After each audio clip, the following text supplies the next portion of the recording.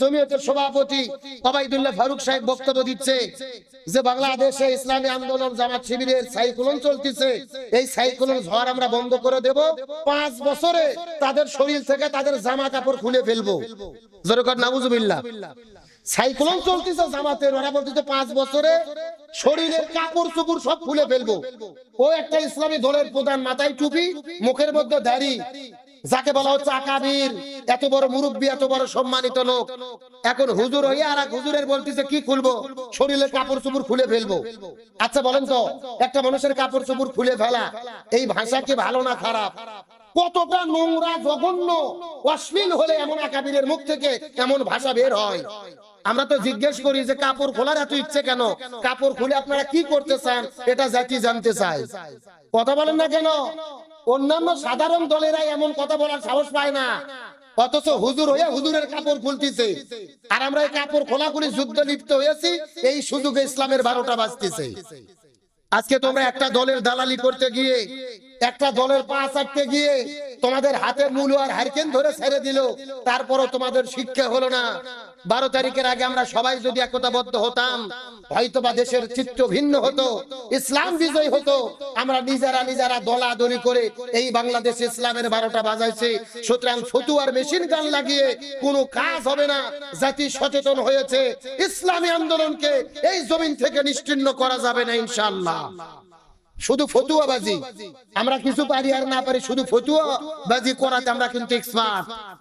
আল্লাহ তাআলা এই সমস্ত মুনাফিকি থেকে আমাদেরকে, এই জাতিকে হেফাজত করুক, আমিন বলেন। আরো জোরে বলেন আমিন। শুধু ফতুয়াবাজি, একজন আরেকজনের বিরুদ্ধে, এক দাড়ি টুপিওয়ালা আর এক দাড়ি টুপিওয়ালার বিরুদ্ধে, এক ইসলামী দল আর এক ইসলামী দলের বিরুদ্ধে আমরা নিজেরা দলাদলি করি, আর বাতিলেরা বগল বাজায়, বাদাম ভাটে খায়, যে ওরা নিজেরা যদি লাগে আমাদের কোনো টেনশন নাই। কথা কন না কে? কারবালা বুঝতে হবে, ইমাম হুসাইনকে কোন ইহুদি খ্রিস্টান হত্যা করে নাই, ইজিদ নামে এই মুনাফিক জালেমেরা হত্যা করেছে। তার মানে যুগে যুগে ইসলামের ক্ষতি এই দাড়ি টুপিওয়ালা মুনাফিকদের কারণেই হবে। ইজিদের মাথার টুপি ছিল, মুখের মধ্যে দাড়িও ছিল, পরিচয় দিত আমি মুসলমান, আসলে মুসলমান ও টাটকা শয়তান, ও হলো বেঈমান, ও হলো মুনাফিক।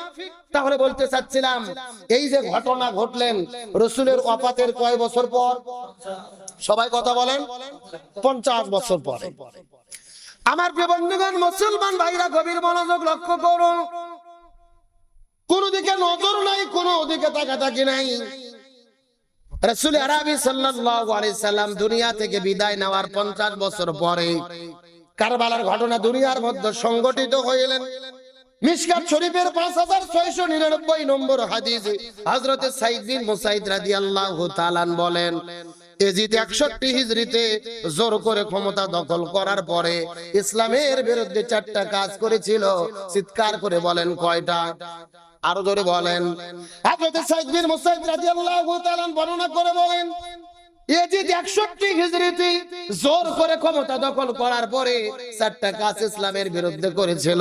তার মধ্যে প্রথম নাম্বার কাজ হলো, পৃথিবীর মধ্যে শ্রেষ্ঠ ঘর হলেন কাবা ঘর। এই কাবা ঘরে হামলা করে কাবা ঘরের গেলাপ খুলে ফেলে কাবা ঘরের মধ্যে এই জালেম আগুন ধরিয়ে দিয়েছিল। পৃথিবীর মধ্যে শ্রেষ্ঠ ঘর হলেন কাবা ঘর। যেই কাবা ঘরে প্রতি সেকেন্ডে মুহূর্তে আল্লাহ তাআলা লক্ষ লক্ষ রহমত আসমান থেকে নাজিল করে দেন কাবা ঘরের উপরে। হাদিসে রাসূল বলেন, এই পৃথিবীর মধ্যে 3টে জিনিস এমন আছে, যেই 3টে জিনিসের দিকে তাকিয়ে থাকলেই সওয়াব পাওয়া যায়। আপনি বোঝেন আর না বোঝেন, ওযু করেন আর না করেন, গোসল থাক আর না থাক, আপনি দোয়া পড়েন আর না পড়েন, 3টে জিনিসের দিকে যদি আপনি তাকিয়ে থাকেন, আল্লাহ এই 3টে জিনিসের দিকে তাকিয়ে থাকলে আল্লাহ তাআলা সব সময় রহমত নাজিল করে।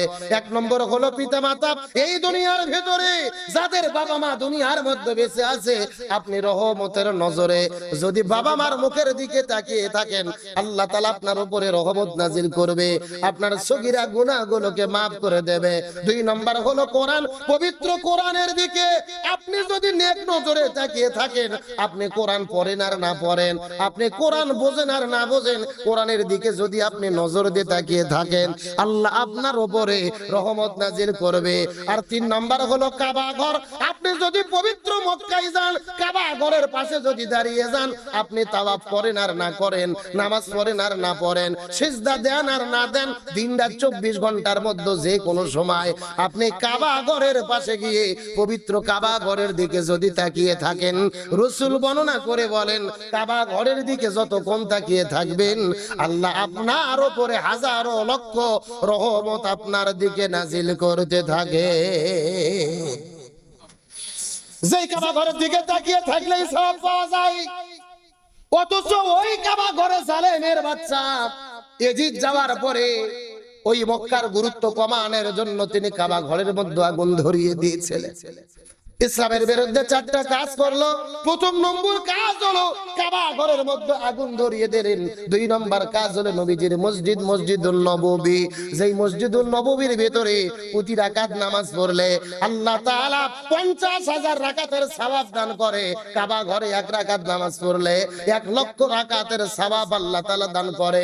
ওই মসজিদুল নববীতে যাওয়ার পরে মসজিদুল নববীর ভিতরে দরজা জানালা বন্ধ করে দিলেন, আযান ইকামত বন্ধ করে দিলেন। হযরতে সাইদ বিন মুসাইদ রাদিয়াল্লাহু তাআলা বর্ণনা করে বলে ওই মসজিদুল নববীর ভিতরে 3 দিন পর্যন্ত দরজা বন্ধ, জানালা বন্ধ, আযান ইকামত বন্ধ।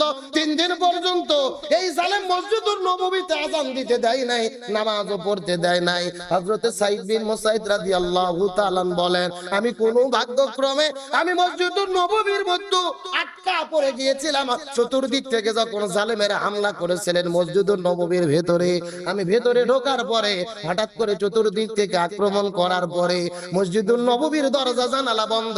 আমি 3 দিন ধরে মসজিদুল নববীর মধ্যে আটকা পড়েছিলাম। আমি টেনশনে পড়ে গেলাম, আযান কখন হবে, আমি নামাজ কখন পড়বো, এই টেনশন করার পরে কিছুক্ষণ পরে লক্ষ্য করে দেখি যখন নামাজের সময় হয় আমি মসজিদুল নববীর পাশে নবীজির রওজা, নবীজির সবুজ গম্বুজের পাশে, নবীজির রওজার পাশে যখন আমি দাঁড়িয়েছিলাম, আমি লক্ষ্য করে দেখি এই 3 দিনের ভেতরে যখন নামাজের সময় হইতো ওই নামাজের কিছুক্ষণ আগে নবীজির মসজিদের নববী, নবীজির রওজা মোবারক সবুজ গম্বুজের মধ্য থেকে কে যেন গুনগুন গুনগুন গুনগুন করে আমার কানের কাছে এসে আযানের শব্দ শোনায়া দিয়ে যেত।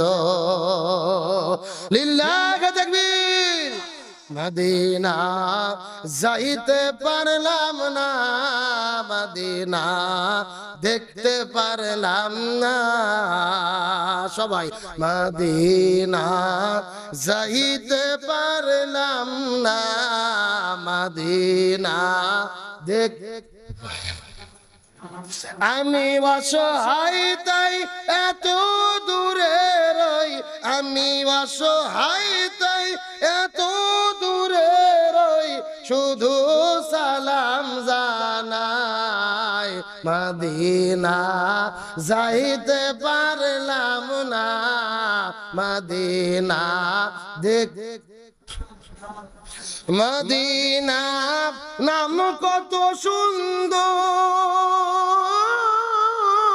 মদিনা আর যে কত দূর, পাখির নাই টানা থাকলে উড়ে যেতাম মদিনা, মদিনা যাইতে পারলাম না, মদিনা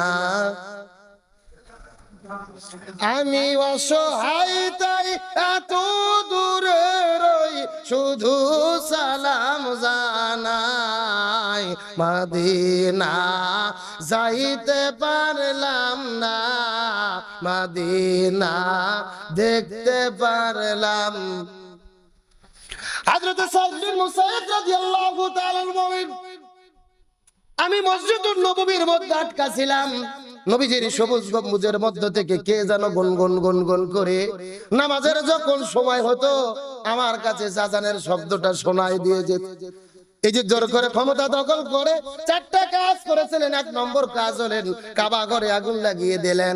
2 নম্বর মসজিদুল নববীর মধ্যে আযান ইকামত নামাজ বন্ধ করে দিলেন। 3 নম্বর কাজ হলো ইমাম হোসেন সহ হাজার হাজার আলেমদেরকে এই দুনিয়া থেকে হত্যা করে শহীদ করে দিয়েছেন। আর 4 নম্বর কাজ হলো এই হোসাইন রাদিয়াল্লাহু তাআলা বলেন 4 নম্বর কাজ হলো এজিদ এই দুনিয়ার ভেতরে কোরআনের আইনটাকে বাদ দিয়ে মানব রচিত আইন দিয়ে দেশ পরিচালনা করা শুরু করলেন। এই চারটা কাজ যখন ইসলামের বিরুদ্ধে করা শুরু করলেন, হোসাইন রাদিয়াল্লাহু তাআলা বুঝতে পারলেন আর বসে থাকা যাবে না। ইসলামকে যদি রক্ষা করতে হয়, অন্যায়ের সাথে আপোষ করা যাবে। ইসলামের বিরুদ্ধে কয় কাজ করলেন? মিশকাত শরীফের 5699 নম্বর হাদিস। 1 নম্বর, কাবা ঘরে তিনি আগুন ধরিয়ে দিয়েছেন। 2 নম্বরে মসজিদুল নববীতে আযান ইকামত বন্ধ করেছেন। 3 নম্বর, ইমাম হোসাইন সহ হাজারো আলেমদের হত্যা করে শহীদ করেছে। 4 নম্বর, কোরআনের আইন বাদ দিয়ে মানব রচিত আইন দিয়ে নীতি দিয়ে দেশ পরিচালনা করা শুরু করেছে। চিৎকার করে বলেন, এই 4টা কাজ কি ইসলামের পক্ষে না ইসলামের বিরুদ্ধে? আরো জোরে বলেন। এখন ইসলামের বিরুদ্ধে যদি কাজ আমরা দেখি, কারবালার শিক্ষা হলো অন্যায় হবে যেখানে বাধা হবে। জোরে বলেন, অন্যায় হবে যেখানে বাধা হবে। কিন্তু